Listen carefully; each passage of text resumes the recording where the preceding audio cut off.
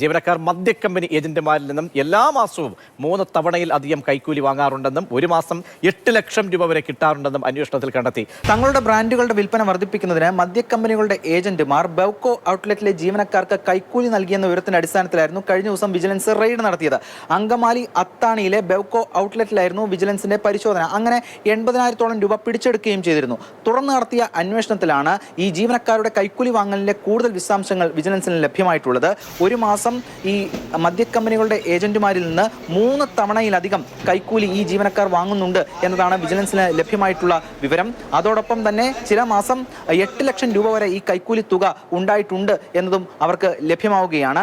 Google പേ അടക്കം ഇടപാടുണ്ടായിരുന്നു എന്ന നിഗമനവും വിജിലൻസിനെ സംബന്ധിച്ചിടത്തോളം ഉണ്ട്. എന്തായാലും ഇവരുടെ എല്ലാവരുടെയും ബാങ്ക് അക്കൗണ്ട് വിശദാംശങ്ങൾ വിജിലൻസ് സംഘം ശേഖരിച്ചിട്ടുണ്ട്. അതടക്കമുള്ള കാര്യങ്ങൾ വെച്ച് വിശദമായിട്ടുള്ള വിപുലമായിട്ടുള്ള ഒരു പരിശോധന നടത്തുകയാണ്. കഴിഞ്ഞ ദിവസം 2.5 ലക്ഷം രൂപ കൈക്കൂലി പണം അവിടെ എത്തിയിട്ടുണ്ട് എന്നതായിരുന്നു വിജിലൻസിന് ലഭിച്ച വിവരം.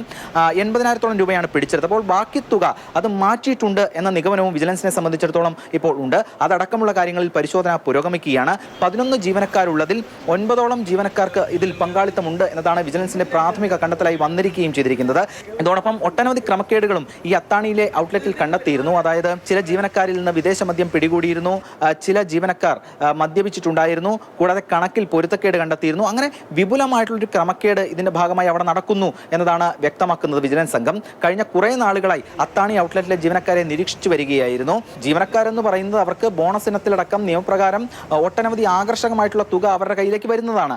ആ ഘട്ടത്തിലാണ് ഇത്തരത്തിൽ അനധികൃതമായിട്ടുള്ള മാർഗങ്ങളിലൂടെ പണസമ്പാദനം ലക്ഷ്യമിട്ടുകൊണ്ട് ഇത്തരത്തിൽ കൈക്കൂലി വാങ്ങുന്നതടക്കമുള്ള കോഴ വാങ്ങുന്നതടക്കമുള്ള നടപടികളിലേക്ക് അവർ പോകുന്നത്. അത് ലജ്ജാകരമാണ്.